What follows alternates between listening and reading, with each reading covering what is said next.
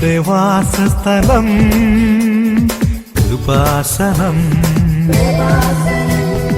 കൃപയുടെ വാസസ്ഥലം കൃപാസനം. ഇത് കൃപാസനം മരിയൻ തീർത്ഥാടന കേന്ദ്രം.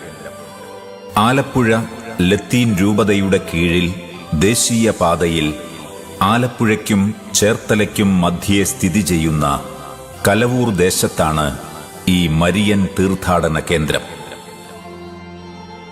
ആയിരക്കണക്കിന് തീർത്ഥാടകർ പരിശുദ്ധ മാതാവിന്റെ മാധ്യസ്ഥം തേടി നിത്യവും ഇവിടെ എത്തുന്നു.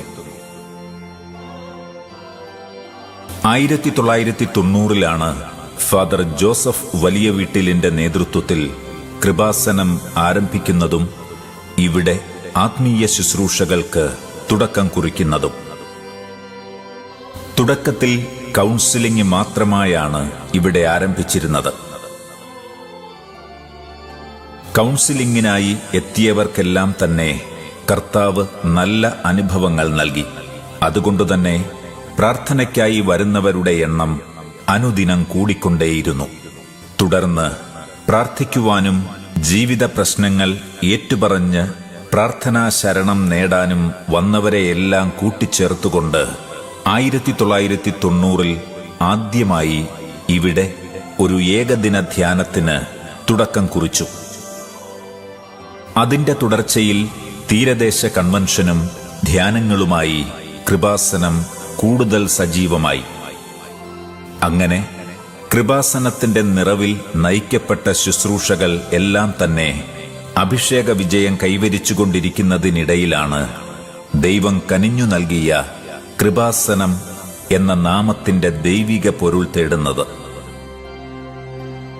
2004 മുതൽ ഞാനും ജോസഫ് അച്ഛനും എല്ലാ കൊല്ലവും ഞങ്ങൾ വേളാങ്കണ്ണി പോകുന്ന പതിവുണ്ട്. ഞങ്ങൾ അങ്ങനെ വേളാങ്കണ്ണി പോയി കഴിഞ്ഞാൽ അവിടെ ഒരു 10-40 കൊന്ത ആൾത്തറയിൽ ഒരുമിച്ച് ഒറ്റ സമയത്ത് തന്നെ ചെയ്തിട്ടാണ് ഞങ്ങൾ എണീക്കാറ്. അപ്പോൾ ഇതുപോലെ തന്നെ 2015 ഞങ്ങൾ വേളാങ്കണ്ണി പോകേണ്ടായിരുന്നു.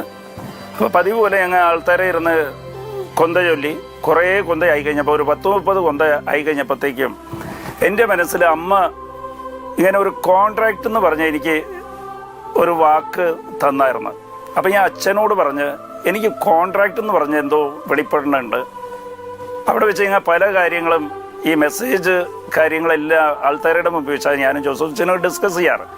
അപ്പോൾ അമ്മ സംസാരിച്ചെന്നുള്ളൊരു ബോധ്യത്തോടെ തന്നെ ഞാൻ അച്ഛനോട് പറഞ്ഞപ്പോൾ അച്ഛൻ പറഞ്ഞു കോൺട്രാക്റ്റ് എന്ന് പറയണത് അത് ബിസിനസ് വാക്കാണ്, കോൺട്രാക്റ്റ് ഇല്ല, അത് ഉടമ്പടിയെക്കുറിച്ചാണ് അമ്മ പറയണത് എന്ന് പറഞ്ഞിട്ട് അച്ഛൻ എന്നോട് പറഞ്ഞ് ഒരു പേപ്പർ അച്ഛൻ എനിക്ക് എടുത്തു തന്നുകൊണ്ട് പറഞ്ഞ് ഇനി അമ്മ സംസാരിക്കണം, ഇതിൽ എഴുതി വെക്കണം, ഇത് അമ്മ സംസാരിച്ചുകൊണ്ടിരിക്കുകയാണെന്ന് പറഞ്ഞ് അച്ഛൻ അപ്പുറത്ത് കുറച്ച് മാറി നിന്നുകൊണ്ട് അച്ഛനും അവിടെ ഇരുന്ന് കൊന്ത ചൊല്ലാൻ തുടങ്ങി. എന്നിട്ട് ഞാൻ അവിടെ ഇരുന്ന് ഒരു 4 കൊന്ത ചൊല്ലിക്കഴിഞ്ഞപ്പോഴത്തേക്ക് അമ്മ അതേപോലെ തന്നെ വെളിപ്പെടുത്തി. അമ്മ പറഞ്ഞ് പാപത്തെക്കുറിച്ച് അമ്മ വെളിപ്പെടുത്തിയായിരുന്നു. ഈ പാപങ്ങൾ നമ്മളുടെ ഉള്ളിൽ ഉള്ളതുകൊണ്ടാണ് നമുക്ക് അനുഗ്രഹങ്ങൾ തടസ്സപ്പെടുന്നത്. അതാണ് അമ്മ വെളിപ്പെടുത്തിയത്. അപ്പോൾ ഞാൻ അവിടെ ഇരുന്ന് പല പാപങ്ങളും അമ്മ വെളിപ്പെടുത്തിയത് എല്ലാ പാപങ്ങളും ഞാൻ അങ്ങോട്ട് നമുക്ക് അനുഗ്രഹം തടസ്സമായിട്ടിരിക്കുന്ന പാപങ്ങളൊക്കെ അങ്ങോട്ട് എഴുതിയായിരുന്നു. അപ്പോൾ അച്ഛൻ കുറച്ച് കഴിഞ്ഞപ്പോൾ അച്ഛനും കൊന്ത ചൊല്ലിക്കഴിഞ്ഞിട്ട് അച്ഛൻ അവിടെ ഇരുന്ന് പേപ്പറിൽ എന്തോ എഴുതിക്കൊണ്ടിരിക്കുകയായിരുന്നു. കുറച്ച് മാറിയിട്ട് അച്ഛനും ഇങ്ങോട്ട് വന്ന് എന്നിട്ട് അച്ഛൻ എൻ്റെ പേപ്പർ എടുത്ത് നോക്കിയപ്പോൾ ഞാൻ പറഞ്ഞ അമ്മ വെളിപ്പെടുത്തിയത് പാപത്തെക്കുറിച്ചാണ്, അതാണ് ഞാൻ എഴുതി വെച്ചിരിക്കുന്നത്. നമ്മളെ അനുഗ്രഹം തടസ്സപ്പെടുന്നത് പാപങ്ങൾ നമ്മളുടെ ഉള്ളിൽ ഉള്ളതുകൊണ്ടാണ് എന്ന് പറഞ്ഞപ്പോഴത്തേക്ക് അച്ഛൻ എഴുതിയ പേപ്പർ എടുത്ത് കാണിച്ചുകൊണ്ട് എന്നോട് പറഞ്ഞ് ഇതിൽ എനിക്ക് വെളിപ്പെടുത്തിയത് അമ്മ അനുഗ്രഹമാണ്. അപ്പോൾ പാപവും അനുഗ്രഹവും ആയപ്പോഴത്തേക്ക് ഇത് കറക്റ്റ് അമ്മ തന്നെ വെളിപ്പെടുത്തി. അവിടെ ഉടമ്പടി പ്രാർത്ഥന അവിടെ വെച്ച് രൂപീകരിക്കപ്പെട്ടു. കൃപാസനം എന്നു പറയുന്നത് ദൈവമായ കർത്താവാൽ തെരഞ്ഞെടുക്കപ്പെട്ട ഒരു ജനത വാഗ്ദാന നാട് തേടി മരുഭൂമിയിലൂടെ യാത്ര ചെയ്യുമ്പോൾ ശക്തി ചൈതന്യമായി അവരുടെ മധ്യത്തിൽ സഞ്ചരിച്ചിരുന്ന സാക്ഷ്യപേടകത്തിന്റെ മേൽത്തട്ടിൽ ചിറകുവിരിച്ച സ്വർണ്ണ കിരൂബുകളുടെ മധ്യത്തിലായി സ്ഥാപിക്കപ്പെട്ട ദൈവസന്നിധാനത്തിന്റെ പേരാണ് കൃപാസനം എന്ന് പഴയ നിയമം ബൈബിൾ സാക്ഷ്യപ്പെടുത്തുന്നു. ഈ സാക്ഷ്യപേടകം ഒരു സ്വർണ്ണ പേടകമാണ്. അത് ദൈവനിർദ്ദേശപ്രകാരം മോശ കരുവേലിത്തടിയിൽ നിർമ്മിച്ച് അകത്തും പുറത്തും സ്വർണ്ണ തകിടുകൾ പതിപ്പിച്ച ഈ സാക്ഷ്യപേടകത്തിന്റെ ഉള്ളിൽ 3 അതിവിശുദ്ധ വസ്തുക്കൾ നിക്ഷേപിച്ചിരിക്കുന്നു. 1. മോശയ്ക്ക് ദൈവം നൽകിയ കൽപ്പനകളടങ്ങുന്ന കൽപ്പലക. 2. അഹറോന്റെ പൂത്തവടി. 3. സ്വർണ്ണ കലശത്തിലുള്ള മന്ന അപ്പം. ഈ ദൈവ സാന്നിധ്യത്തെ വഹിച്ചുകൊണ്ടായിരുന്നു ഇസ്രായേൽ ജനം യുദ്ധം ജയിച്ചതും ജെറീക്കോ തകർത്തതും ജോർദാൻ പിളർത്തിയതും വാഗ്ദാന നാട് പ്രാപിച്ചതും.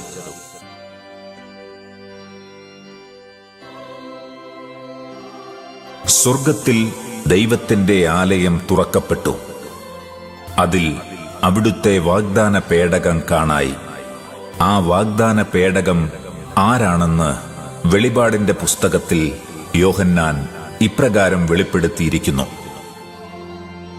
സൂര്യനെ ഉടയാടയാക്കിയ ഒരു സ്ത്രീ, അവളുടെ പാദങ്ങൾക്കടിയിൽ ചന്ദ്രൻ, ശിരസിൽ 12 നക്ഷത്രങ്ങൾ കൊണ്ടുള്ള കിരീടം. അവൾ ഗർഭിണിയായിരുന്നു. അവൾ ഗർഭിണിയാണെന്നു പറയാൻ കാരണം പഴയ നിയമത്തിൽ വാഗ്ദാന പേടകത്തിനുള്ളിൽ ദൈവത്തിന്റെ വചനങ്ങൾ കൽപ്പലകകളിലായി ദൈവം നിക്ഷേപിച്ചിരുന്നു എന്നതത്രേ. പുതിയ നിയമത്തിലെത്തിയപ്പോൾ തൽസ്ഥാനത്ത് വാഗ്ദാന പേടകമായ പരിശുദ്ധ അമ്മയുടെ ഉദരത്തിൽ ജീവനുള്ള ദൈവത്തിന്റെ വചനം ദൈവം നിക്ഷേപിച്ചത് മാംസത്തിൽ തന്നെയായിരുന്നു. അതുകൊണ്ടാണ് പരിശുദ്ധ അമ്മയെ വാഗ്ദാനത്തിന്റെ പേടകം എന്ന് സഭ വിശേഷിപ്പിക്കുന്നത്. 6 കാര്യങ്ങൾ മരിയൻ ഉടമ്പടി ചെയ്യുന്നവരെ ദൈവ തിരുസന്നിധി നിറവേറ്റിക്കൊള്ളാമെന്ന് ദൈവത്തോട് വാഗ്ദാനം ചെയ്യുന്നതാണ് മരിയൻ ഉടമ്പടി. അമ്മയുടെ വചനം പാലിച്ചു, അമ്മയുടെ വചനം മാതൃകയാക്കിക്കൊണ്ട് അവൻ പറഞ്ഞ 6 കാര്യങ്ങൾ, അതായത് നിങ്ങൾ ലോകം മുഴുവൻ പോവുക, സുവിശേഷം പ്രസംഗിക്കുക, അവൻ പറഞ്ഞതാണ്. അവൻ പറഞ്ഞതുപോലെ മരിയൻ ഉടമ്പടി ചെയ്യുന്നവരെ പ്രേക്ഷിത വേല ചെയ്യും. ആത്മാക്കൾ വീണ്ടെടുപ്പിന് വേണ്ടി കർത്താവിനെ അറിയാത്തവരെ അറിയിക്കാനും അറിഞ്ഞവരെ ആഴപ്പെടുത്താനും വേണ്ടി ചെയ്യും. അങ്ങനെ 6 കാര്യങ്ങളുണ്ട് മരിയൻ ഉടമ്പടിയിലുള്ളത്. ഞാൻ രോഗിയായിരുന്നു, നിങ്ങളെന്നെ കണ്ടു, നിങ്ങളെന്നെ സന്ദർശിച്ചു എന്ന് പറയുന്നതും അവൻ പറഞ്ഞതാണ്. രോഗികളെ സന്ദർശിക്കുന്നതും അതുപോലെ തന്നെ ഉപവിപ്രവർത്തനങ്ങൾ ചെയ്യുന്നതും മരിയൻ ഉടമ്പടിയുടെ ദൈവത്തോട് നമ്മൾ ചെയ്യുന്ന വാഗ്ദാനമാണ്. ദൈവവചനം കേൾക്കുകയും അതിനെ ജീവിക്കുകയും ചെയ്യുക എന്നുള്ളത് യേശുവിനെക്കുറിച്ച്, അമ്മയെക്കുറിച്ച് ഈശോ പറഞ്ഞതാണ്. ഈശോ അമ്മയെക്കുറിച്ച് പറഞ്ഞത് അമ്മ എങ്ങനെ അമ്മയായെന്ന് പറഞ്ഞാൽ ദൈവവചനം കേട്ടിട്ടാണ്, അതനുസരിച്ച് ജീവിച്ചിട്ടാണ്. നമ്മൾക്കും യേശുവിൻ്റെ അമ്മയാകാമെന്ന് പറയുമ്പോൾ ദൈവവചനം പറയണത് ദൈവവചനം കേട്ടാൽ അതനുസരിച്ച് ജീവിച്ചാൽ നമുക്ക് യേശുവിൻ്റെ അമ്മയെപ്പോലെ ആകാൻ കഴിയും. അങ്ങനെ ആയിക്കഴിയുമ്പോൾ ഇതെങ്ങനെ സംഭവിക്കുമെന്ന് ചോദിക്കുന്ന എല്ലാ ചോദ്യങ്ങൾക്കും ദൈവം പറഞ്ഞ ഉത്തരവുണ്ട്. പരിശുദ്ധാത്മാവ് നിന്റെ മേൽ വരും. പരിശുദ്ധാത്മാവിനെ, ദൈവത്തെ ശക്തിയെ നമ്മുടെ മേൽ വരുത്താൻ വേണ്ടി, അവൻ പറഞ്ഞ പോലെ ചെയ്യാൻ വേണ്ടി നമ്മൾ അത് അനുഷ്ഠിച്ച് കഴിയുമ്പോഴാണ് ദൈവത്തിൻ്റെ ശക്തി ആവഹിച്ചിട്ട് ദൈവത്തിനൊന്നും അസാധ്യമില്ലല്ലോ എന്ന് പറഞ്ഞില്ല. അന്നും അസാധ്യമല്ലാത്ത ദൈവത്തെ കൊണ്ട് എല്ലാം സാധ്യമാക്കി തീർക്കുന്ന ദൈവിക പദ്ധതിയാണ് അത്. മറിയത്തോട് വെളിപ്പെടുത്ത പദ്ധതി അതുപോലെ തന്നെ അനുവർത്തിക്കുമ്പോഴാണ് മരിയൻ ഉടമ്പടി ഉണ്ടാകുന്നത്. ആ മരിയൻ ഉടമ്പടിയിലൂടെയാണ് പെട്ടെന്ന് ദൈവാനുഭവം ഉണ്ടാകുകയും സമയം ചുരുങ്ങുകയും നടക്കാത്ത കാര്യങ്ങൾ നടത്തുകയും ചെയ്യുന്നത്. ഞാൻ നിനക്ക് തരാൻ പോകുന്ന ഈ ഉടമ്പടി പത്രിക നീ പേടകത്തിനുള്ളിൽ നിക്ഷേപിക്കണം എന്ന വചനത്തെ അനുസ്മരിച്ചുകൊണ്ട് പുതിയ നിയമത്തിലെ വാഗ്ദാന പേടകമായ പരിശുദ്ധ അമ്മയുടെ മധ്യസ്ഥതയിലാണ് കൃപാസനത്തിൽ ഉടമ്പടി പ്രാർത്ഥനാ നിയോഗങ്ങൾ എല്ലാം തന്നെ സമർപ്പിക്കുന്നത്. പരിശുദ്ധ കന്യകാമറിയത്തിന് ദൈവം കൽപ്പിച്ചു നൽകിയിരിക്കുന്ന മാധ്യസ്ഥ ശക്തിയെ അധരം കൊണ്ട് ഏറ്റുപറയുകയും ഏത് സാഹചര്യത്തിലും ജീവിത സന്ദർഭത്തിലും കാനായിൽ എന്ന പോലെ ഇടപെടാൻ ആത്മീയ ജീവിത സാഹചര്യങ്ങൾക്കുമേൽ മറിയത്തെ പ്രധാന മധ്യസ്ഥയായി നമ്മുടെ ഹൃദയങ്ങളിൽ പ്രതിഷ്ഠിക്കും എന്നുള്ളതത്രേ മരിയൻ ഉടമ്പടിയുടെ അടിസ്ഥാനം.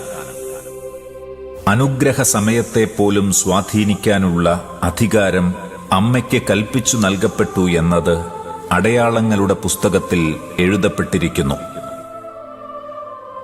ഉടമ്പടിയിലൂടെ ദൈവാനുഗ്രഹം സത്വര വേഗത്തിൽ ലഭിക്കാൻ കാരണം അതിന്റെ തിരുവചന പശ്ചാത്തലം തന്നെയാണ്. കൃപാസന അൾത്താരയിൽ അനുഭവസ്ഥർ പറയുന്ന തീക്ഷ്ണതയേറിയ സാക്ഷ്യങ്ങളുടെ വെളിപ്പെടുത്തൽ മരിയൻ ഉടമ്പടിയുമായി നമ്മെ ഏറെ രഞ്ജിപ്പിക്കുന്നു. പൂച്ചയുടെ തലയോട്ടി പോലുള്ള ഒരു അവയവം, 2 ഹോളുകളുണ്ട്. അങ്ങനെയുള്ളൊരവസ്ഥ, അതിൽ കൂടെ ഞരമ്പുകളും മസിലുകളും എല്ലാം പോകുന്നുണ്ട്. അതിനെ ദ്രവിച്ചുകൊണ്ടിരിക്കുന്ന അവസ്ഥയാണ്. ആ അവയവം ദ്രവിച്ചുകൊണ്ടിരിക്കുന്ന അവസ്ഥയിലുള്ള ഒരു വ്യക്തിയെ ഈശോ ഇപ്പോൾ സൗഖ്യപ്പെടുത്തിക്കൊണ്ടിരിക്കുന്നു എന്ന് പറഞ്ഞു.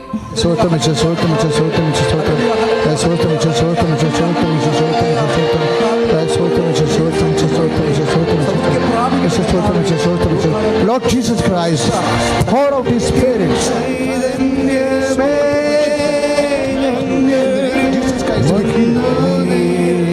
പരിശുദ്ധ പരമദിവ്യകാരുണ്യത്തിന് മക്കളെ ശ്രദ്ധിക്കുക.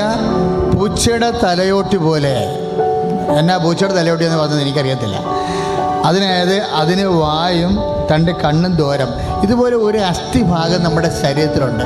3 ദൂരം അതിനുണ്ട്. ഒരു അസ്ഥി ഇങ്ങനെ കുഞ്ഞു പൂച്ചയുടെ തലയോട്ടി പോലെ ഒരു അസ്ഥി, ഉണ്ട പോലെ ഒരു അസ്ഥിക്ക് 3 ദൂരങ്ങളുണ്ട്. അതിലൂടെ ഞരമ്പോ പേശികളൊക്കെ പസ് ചെയ്യണതാണ്. പക്ഷേ 3 ദൂരങ്ങളിൽ ദ്രവിപ്പുണ്ട്. ആ അസ്ഥി ദ്രവിച്ചുകൊണ്ടിരിക്കുക. അതുപോലെ ഇത്തരം അസ്ഥിക്ക് രോഗമുള്ളവരെ കർത്താവ് ഇപ്പം സ്പർശിച്ച് സുഖപ്പെടുത്തിക്കൊണ്ടിരിക്കുന്ന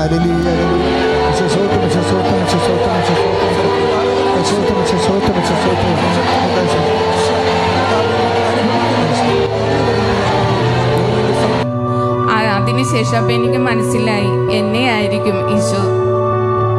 എന്നിലായിരിക്കും പ്രവർത്തിക്കുന്നതെന്ന്. അതിനുശേഷം ഞാൻ തനിയെ എഴുന്നേൽക്കുകയും എൻ്റെ കാലെല്ലാം ഫ്രീ ആവുകയും ഒരു കുഴപ്പമില്ലാതെ ഞാൻ പിന്നീടുള്ള ശുശ്രൂഷയിൽ പങ്കെടുക്കുകയും ചെയ്തു. വീട്ടിൽ ചെന്നിട്ട് എനിക്കെൻ്റെ വീടിൻ്റെ സ്റ്റെയർ കയറാൻ പോലും പറ്റൂലായിരുന്നു. ഒരു പ്രാവശ്യം കയറി ഇറങ്ങിയാൽ പിന്നെ വേദനയാണ്. അടുക്കളയിൽ കുറച്ചു നേരം ജോലി എടുത്താൽ ഭയങ്കര ബുദ്ധിമുട്ടായി. ഇത് സംഭവം 14 വർഷത്തിന് മുമ്പ് ഞാൻ ബാത്റൂമിൽ വീണ്, കാല് സ്ലിപ്പായി വീണ്, ബക്കറ്റ്, അലുമിനിയം ബക്കറ്റായിരുന്നു. ആ ബക്കറ്റിൽ വെള്ളം നിറഞ്ഞിട്ടിരിക്കുന്നു. ഞാൻ സോപ്പ് തേച്ച് കഴിഞ്ഞപ്പോഴേക്കും ചെരുപ്പ് സ്ലിപ്പായി ആ ബക്കറ്റിൽ അടിച്ച് വീണ്. അതായത് ആ അവയവം, പെൽവിക് ബോൺ എന്ന് പറഞ്ഞ അവയവം ഞരമ്പുകൾ 2 ചതവ് പറ്റി.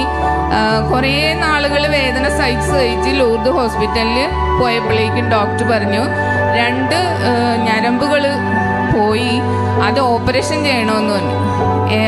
ഞാൻ കേട്ടിട്ട് മോളോട് പറഞ്ഞു, ഡോക്ടർമാരങ്ങനെയൊക്കെ പറയും, അതൊക്കെ വെറുതെ പറയണേന്ന്, നമുക്ക് വേറെ പണിയുണ്ടാന്ന് നോക്കാന്നും പറഞ്ഞ് ആ വേദനകൾ സഹിച്ച് ഇടക്ക് ആയുർവേദം, അലോപ്പതി എല്ലാം മരുന്ന് കഴിക്കും. പക്ഷേ എനിക്ക് അധികം നേരം നിൽക്കാൻ യാത്ര ചെയ്യുമ്പോൾ ഒട്ടും പറ്റൂലായിരുന്നു. എന്താണെന്ന് വെച്ചെന്നാൽ ഞങ്ങൾ താമസിക്കുന്ന ജാംനഗർ, ഇങ്ങോട്ടേക്ക് പോകുന്നെങ്കിൽ അഹമ്മദാബാദ് വരെയും ബസ്സിന് പോകണം. അപ്പോൾ ബസ്സിൽ കയറി യാത്ര ചെയ്യുമ്പോഴൊക്കെ എനിക്ക് ചാഞ്ഞ് ഇരിക്കാൻ പറ്റൂല, നേരെ തന്നെ ഇരിക്കണം. ഇരുന്നാൽ തന്നെ എഴുന്നേറ്റാൽ ഭയങ്കര വേദനയായിരിക്കും. ആ വേദന സഹിച്ചാണ് ഞാൻ കഴിഞ്ഞിരുന്നത്. ചില നേരം മക്കളെ സ്കൂളിൽ വിടുന്ന, കോളേജിൽ അവർ +2 പഠിക്കുന്ന സമയത്ത് എനിക്ക് ഭയങ്കര ബുദ്ധിമുട്ടുകൾ അടുക്കളയിൽ നിന്ന് ജോലി ചെയ്യുമ്പോഴൊക്കെ ഉണ്ടാവുമായിരുന്നു. പക്ഷെ ഞാൻ എൻ്റെ മനസ്സിൽ പറയും, ഈശോ തന്ന ശരീരം, ഈശോ തന്ന ആത്മാവ്, ഈശോയ്ക്ക് ഇഷ്ടമുള്ള പോലെ തൊഴിക്കുക, എൻ്റെ ശരീരത്തെ കത്തിവെക്കാനായിട്ട് അനുവദിക്കരുതേ. ഈശോയെ എന്നൊരു പ്രാർത്ഥന ഉണ്ടായിരുന്നു. ഈശോ എന്നെ സൗഖ്യപ്പെടുത്തി. ഈ കഴിഞ്ഞ മാസം 22-ാം തീയതി തുടങ്ങി ഞാൻ പൂർണ്ണ സൗഖ്യമാണ്. എനിക്ക് എത്ര വേണമെങ്കിലും സ്റ്റെയർ കയറി ഇറങ്ങി യാത്ര ചെയ്യുക. ഇന്നിപ്പോൾ ഞാൻ വന്നത് ഇവിടം വരെ നിന്നാ വന്നത്. എനിക്ക് യാതൊരു കുഴപ്പമില്ലായിരുന്നു. യേശുവിനും മാതാവിനും 100,000 നന്ദി. പരിശുദ്ധ അമ്മയുടെ മധ്യസ്ഥതയാൽ കൃപാസനത്തിലെ ഉടമ്പടി പ്രാർത്ഥനയിലൂടെ നടക്കുന്ന അത്ഭുതങ്ങളിലും അടയാളങ്ങളിലും വിശ്വസിച്ച് അനേകർ ഉടമ്പടിയെടുത്ത് പരിശുദ്ധ അമ്മയുടെ അനുഗ്രഹം പ്രാപിക്കുന്നതിനായി ഇവിടെ ഓടിയണയുന്നു. പരിശുദ്ധ അമ്മയുമായി ഉടമ്പടി ചെയ്യാനായി എത്തുന്നവർക്ക് കൃപാസനം ഓഫീസിൽ നിന്നും ഉടമ്പടി പത്രിക ലഭിക്കുന്നു. ഉടമ്പടി പ്രാർത്ഥനയിലൂടെ നമുക്ക് ദൈവമഹത്വവും ജീവിത വിശുദ്ധിയും ലഭ്യമാകുന്നതിനായി നമുക്കാവശ്യമായ 6 പ്രാർത്ഥനാ നിയോഗങ്ങൾ വെള്ളപ്പത്രികയിൽ എഴുതാം. ഈ 6 നിയോഗങ്ങളും സൂചിപ്പിക്കുന്നത് കാനായിലെ കല്യാണ വിരുന്നിൽ പരിശുദ്ധ അമ്മയുടെ മധ്യസ്ഥതയാൽ യേശു വെള്ളം വീഞ്ഞാക്കാൻ ഉപയോഗിച്ച 6 കൽഭരണികളെയാണ്. ഈ കൽഭരണികളിന്മേലുള്ള വിശ്വാസവും പ്രത്യാശയും ദൈവസ്നേഹവും ഏറ്റെടുത്ത് പരിശുദ്ധ അമ്മ വഴിയാണ് നമ്മുടെ നിയോഗങ്ങൾ എല്ലാം ഈശോയുടെ മുന്നിൽ ഇവിടെ സമർപ്പിക്കുന്നത്. വെള്ള നിറത്തിലുള്ള ഉടമ്പടി പത്രികയിൽ നമ്മുടെ 6 ജീവിത നിയോഗങ്ങൾ എഴുതി സമർപ്പിക്കുമ്പോൾ പച്ച നിറത്തിലുള്ള ഉടമ്പടി പത്രികയിൽ ഉടമ്പടി പ്രകാരം 6 നിബന്ധനകൾ കൂടി നിവർത്തിച്ചു കൊള്ളാമെന്ന് പരിശുദ്ധ അമ്മയോട് നമ്മൾ വാഗ്ദാനം ചെയ്യുന്നു. ആ 6 നിബന്ധനകളിലൊന്നായ ലഹരി വസ്തുക്കൾ ഉൾപ്പെടെ 3 പാപങ്ങൾ ഉപേക്ഷിക്കുക, 2 നിത്യവുമുള്ള വചനവായന, 3 മാതാവിന്റെ ദിവസമായ ബുധൻ ശനി ദിവസങ്ങളിൽ 1 നേരമെങ്കിലുമുള്ള ഉപവാസം, 4 രോഗീ സന്ദർശനവും ഉപവി പ്രവർത്തികളും ചെയ്യുക, 5 ദാനധർമ്മം ഉൾപ്പെടെയുള്ള കാരുണ്യ പ്രവർത്തികൾ, 6 ഈശോയെ അറിയാത്തവരെ അറിയിക്കുകയും അറിഞ്ഞവരെ ആഴപ്പെടുത്തുകയും ചെയ്യുന്ന മാധ്യമ സുവിശേഷ ശുശ്രൂഷയിൽ വ്യാപൃതരാകുക. കൃപാസനത്തിലെ മരിയൻ ഉടമ്പടിയിലേക്കുള്ള ഒരുക്കങ്ങളുടെ ഭാഗമായി നടത്തപ്പെടുന്ന ക്ലാസ്സിലും കൗൺസിലിംഗിലും പങ്കെടുത്ത് നമ്മുടെ കയ്യിലുള്ള പച്ചയും വെള്ളയും നിറത്തിലുള്ള ഉടമ്പടി പത്രിക കൗൺസിലർ മുൻപാകെ പൂരിപ്പിച്ച് സീൽ ചെയ്ത് കൃപാസനം ഓഫീസിൽ രജിസ്റ്റർ ചെയ്യുകയാണ് അടുത്ത നടപടിക്രമം. തുടർന്ന് പ്രത്യേകം സജ്ജമാക്കിയ മാതാവിന്റെ തിരുരൂപത്തിന് മുൻപിൽ നടക്കുന്ന പ്രാർത്ഥനയ്ക്കിടയിൽ കൃപാസന അൾത്താരയിൽ വെച്ച് ദിവ്യബലിക്ക് ശേഷം 12 പ്രാവശ്യം പ്രത്യേകം പ്രാർത്ഥിച്ച പച്ചയും നീലയും നിറത്തിലുള്ള മെഴുകുതിരികൾ, ഉടമ്പടി തൈലം, വെഞ്ചരിച്ച ഉപ്പ്, കാശുരൂപം, പ്രാർത്ഥനാ കൈപ്പുസ്തകം എന്നീ ഉടമ്പടി നേർച്ച വസ്തുക്കൾ അടങ്ങിയ ഒരു കവർ ലഭിക്കുന്നു. പ്രാർത്ഥനയ്ക്കു ശേഷം പരിശുദ്ധ അമ്മയുടെ രൂപത്തെ കൈകളിലേന്തി പ്രാർത്ഥനാ നിരതമായുള്ള പ്രദക്ഷിണം അമ്മയുടെ സന്നിധിയിലെത്തി മിനോറ എന്ന വിളക്കിൽ എണ്ണയൊഴിച്ച് തിരിതെളിച്ചുകൊണ്ട് ഉടമ്പടി പ്രഖ്യാപിക്കുന്നു.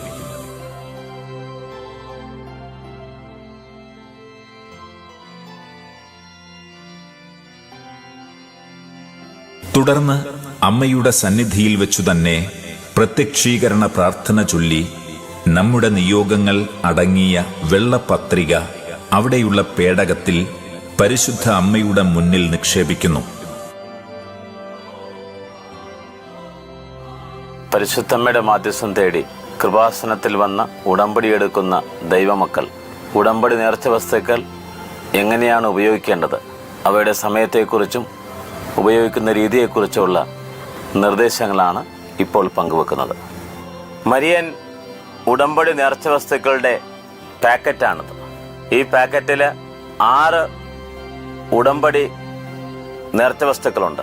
നീലത്തിരി, പച്ചത്തിരി, വെഞ്ചരിച്ച ഉടമ്പടി തൈലം, വെഞ്ചരിച്ച ഉടമ്പടി ഉപ്പ്, പരിശുദ്ധമ്മയുടെ മുദ്ര പതിച്ച ഉടമ്പടി കാശുരൂപം, ഉടമ്പടി പ്രാർത്ഥന കാര്യകാരണങ്ങളുടെ കൈപ്പുസ്തകം. ഈ നേർച്ച വസ്തുക്കൾ 12 തവണ ദിവ്യകൃപാന അർപ്പിച്ച് അപ്പോസ്തല അധികാരത്താൽ ബഹുമാനപ്പെട്ട Kripasanam director doctor father VP Joseph Valiyavettil ആശീർവദിച്ച നേർച്ച വസ്തുക്കളാണ്. മരിയൻ ഉടമ്പടി നേർച്ച വസ്തുവിൽ ആദ്യത്തേത് നീലത്തിരിയാണ്. നീലത്തിരി കത്തിച്ച് പ്രഭാതത്തിൽ 6 മണിക്ക് മുമ്പായി ഏത് രാജ്യത്തിരുന്നാണെങ്കിലും ഉടമ്പടി പ്രാർത്ഥന കൈപ്പുസ്തകത്തിലെ 60-ാമത്തെ പേജിലെ പ്രാർത്ഥന, പ്രത്യക്ഷീകരണ മധ്യസ്ഥ പ്രാർത്ഥന ചൊല്ലിയ ശേഷം ഒരു വിശ്വാസ പ്രമാണം, 7 സ്വർഗസ്നായ പിതാവേ എന്ന പ്രാർത്ഥനയും 7 നന്മ നിറഞ്ഞ മറിയമേ എന്ന പ്രാർത്ഥനയും ചൊല്ലി കാഴ്ചവെക്കണം. പ്രത്യക്ഷീകരണ മധ്യസ്ഥ പ്രാർത്ഥനയ്ക്ക് നീലത്തിരി ഉപയോഗിക്കുന്നതിന് കാരണം പരിശുദ്ധമ്മ വാഗ്ദാന പേടകമാണ്. വാഗ്ദാന പേടകം നീല വിരികൊണ്ട് പൊതിയണമെന്ന് മോശയോട് ദൈവം പറഞ്ഞു. അതാണ് 1-ാമത്തെ ബൈബിൾ സൂചിക. 2-ാമത്തെ കാര്യം, 5-ാം നൂറ്റാണ്ടിൽ ബെസൻഡർ എന്ന ചരിത്രകാരൻ പരിശുദ്ധി അമ്മയ്ക്ക് നീലയങ്കി ചാർത്തിക്കൊടുത്തു. ഈ രണ്ട് കാരണങ്ങളാണ് പ്രത്യക്ഷീകരണ മധ്യസ്ഥ പ്രാർത്ഥനയ്ക്ക് നീലത്തിരി ഉപയോഗിക്കുന്നതിന് അടിസ്ഥാനം. ഉടമ്പടി നേർച്ച വസ്തുവിലെ രണ്ടാമത്തെ നേർച്ച വസ്തുവാണ് പച്ചത്തിരി. കുടുംബ പ്രാർത്ഥനയ്ക്ക് ശേഷം പച്ചത്തിരി കത്തിച്ച് ഉടമ്പടി തൈലം നെറ്റിയിൽ കുരിശു വരച്ച് ഒരു വിശ്വാസ പ്രമാണവും 7 സ്വർഗസ്നായ പിതാവേ എന്ന പ്രാർത്ഥനയും 7 നന്മ നിറഞ്ഞ മറിയമേ എന്ന പ്രാർത്ഥനയും ചൊല്ലിയതിനു ശേഷം ഉടമ്പടി കൈപ്പുസ്തകത്തിലെ 62-ാമത്തെ പേജിൽ നിന്ന് ഉടമ്പടി പ്രാർത്ഥന ചൊല്ലി പരിശുദ്ധ അമ്മയ്ക്ക് കാഴ്ചവെക്കണം. ഈ തിരിക്ക് പച്ചക്കളർ വരുന്നതിന് കാരണം പ്രളയം വന്ന് സമസ്തവും നഷ്ടപ്പെട്ടപ്പോൾ നോഹയോട് ദൈവം പറഞ്ഞു, പച്ച വിരിച്ച സമ്പൽ സമൃദ്ധിയുടെ ഒരു ദേശം നിനക്ക് ഞാൻ വാഗ്ദാനം ചെയ്യുന്നുവെന്ന്. അതിൻ്റെ ബൈബിൾ സൂചികയുടെ അടിസ്ഥാനത്തിലാണ് ഉടമ്പടി പ്രാർത്ഥനയുടെ തിരിക്ക് പച്ച നിറം നൽകപ്പെട്ടിരിക്കുന്നത്. മരിയൻ ഉടമ്പടി നേർച്ച വസ്തുവിലെ മൂന്നാമത്തേതാണ് വെഞ്ചരിച്ച ഉടമ്പടി തൈലം. പൂർണ്ണ വിശ്വാസത്തോടുകൂടി ഒരു വിശ്വാസ പ്രമാണവും 7 സ്വർഗസ്നായ പിതാവേ എന്ന പ്രാർത്ഥനയും 7 നന്മ നിറഞ്ഞ മറിയമേ എന്ന പ്രാർത്ഥനയും ചൊല്ലി ഉടമ്പടി തൈലം രോഗാതുരമായ ഭാഗങ്ങളിൽ ലേപനം ചെയ്യണം. അപ്പോൾ കർത്താവ് നിന്നെ സൗഖ്യപ്പെടുത്തും. സങ്കീർത്തനം 92:10 പറയുന്നുണ്ട്, ഞാനൊരു പുതിയ തൈലം നിന്റെ മേൽ ഒഴിക്കുകയാണ്. നിന്റെ ശത്രുക്കളുടെ പതനം നിന്റെ നയനങ്ങൾ ദർശിക്കും. നിന്റെ ദുഷ്ടരുടെ പതനം നിന്റെ ശ്രവണേന്ദ്രിയങ്ങൾ കേൾക്കും. മരിയൻ ഉടമ്പടി നേർച്ച വസ്തുവിലെ 4-ാമത്തേത് വെഞ്ചരിച്ച ഉടമ്പടി ഉപ്പാണ്. രോഗപീഠകൾ വരുമ്പോഴും തീരാവ്യാധികൾ വരുമ്പോഴും ഒരു ഗ്ലാസ് വെള്ളത്തിൽ 1 നുള്ള് ഉപ്പിട്ട് ഒരു വിശ്വാസ പ്രമാണവും 3 സ്വർഗസ്നായ പിതാവേ എന്ന പ്രാർത്ഥനയും 3 നന്മ നിറഞ്ഞ മറിയമേ എന്ന പ്രാർത്ഥനയും ചൊല്ലി സേവിക്കണം. വിഷാംശം കലർന്നപ്പോൾ 2 രാജാക്കന്മാരുടെ പുസ്തകം 2:21 ഏലിയ പ്രവാചകൻ പറയുന്നുണ്ട്, ഞാൻ ജലത്തെ വിശുദ്ധീകരിക്കുകയാണ്, ഇനി മരണത്തിനോ വിലാപത്തിനോ കാരണമാകില്ല. മത്തായിയുടെ സുവിശേഷത്തിൽ പറയുന്നു, നീ ഭൂമിയുടെ ഉപ്പാണ്. ഈ തിരുവെഴുത്തുകളെ അനുസ്മരിച്ചുകൊണ്ടായിരിക്കണം വെഞ്ചരിച്ച ഉടമ്പടി ഉപ്പ് ഉപയോഗിക്കേണ്ടത്. മരിയൻ ഉടമ്പടി നേർച്ച വസ്തുക്കളിലെ 5-ാമത്തെ നേർച്ച വസ്തു മരിയൻ മെഡൽ, അതായത് പരിശുദ്ധ അമ്മയുടെ മുദ്ര പതിച്ച കാശുരൂപം. പഴയ നിയമകാലത്ത് ദൈവജനം തങ്ങളുടെ നെറ്റിത്തടങ്ങളിലും കൈകളിലും കർത്താവിന് സമർപ്പിതൻ എന്ന് മുദ്ര ചെയ്ത് ഒരു ജ്ഞാപകം ധരിച്ചിരുന്നു. അത് വലിയ ദൈവകൃപയും സംരക്ഷണവും അവർക്ക് നൽകിയിരുന്നു. മരിയൻ ഉടമ്പടി കാശുരൂപം കയ്യിലേന്തി പരീക്ഷ എഴുതുമ്പോൾ, രോഗദുരിതങ്ങൾക്ക് വേണ്ടി പ്രാർത്ഥിക്കുമ്പോൾ, ഹോസ്പിറ്റൽ സംബന്ധമായ ഓപ്പറേഷൻ സ്കാനിങ്ങിന് പോകുമ്പോൾ, നീണ്ട യാത്രകൾക്ക് പോകുമ്പോൾ, കോടതി കേസുകൾക്ക് പോകുമ്പോൾ പരിശുദ്ധ അമ്മയുടെ മാധ്യസ്ഥവും സംരക്ഷണവും സാന്നിധ്യവും പ്രകടമാകും. മരിയൻ ഉടമ്പടി നേർച്ച വസ്തുക്കളിലെ 6-ാമത്തേതാണ് ഉടമ്പടി പ്രാർത്ഥന കാര്യകാരണങ്ങളുടെ കൈപ്പുസ്തകം. ഇത് 72 മണിക്കൂർ എടുത്ത് ബഹുമാനപ്പെട്ട Kripasanam director doctor father V P Joseph Valiyaveettil രചിച്ചതാണ്. ഉടമ്പടി പ്രാർത്ഥനയുടെ വിശദാംശങ്ങൾ സഭയുടെ മതബോധനമനുസരിച്ച് ബൈബിൾ പഠനത്തിൻ്റെ വെളിച്ചത്തിൽ ദൈവശാസ്ത്രപരമായിട്ട് പരിശുദ്ധാത്മാവ് വെളിപ്പെടുത്തി കൊടുത്തതനുസരിച്ച് രചിച്ചുള്ള കൈപ്പുസ്തകമാണ്. ഈ കൈപ്പുസ്തകത്തിലാണ് പ്രധാനപ്പെട്ട 2 പ്രാർത്ഥനകളുള്ളത്. 60-ാമത്തെ പേജിൽ പ്രത്യക്ഷീകരണ മധ്യസ്ഥ പ്രാർത്ഥന. ഉടമ്പടി പ്രാർത്ഥന ഈ കൈപ്പുസ്തകത്തിലെ 62-ാമത്തെ പേജിലാണ്. അതും പരിശുദ്ധാത്മാവ് വെളിപ്പെടുത്തി കൊടുത്തതനുസരിച്ച് കൃപാസനത്തിലെ പ്രതിമാസ ശുശ്രൂഷകളോട് ടാഗ് ചെയ്താണ് ഈ പ്രാർത്ഥനയും എഴുതിയിട്ടുള്ളത്.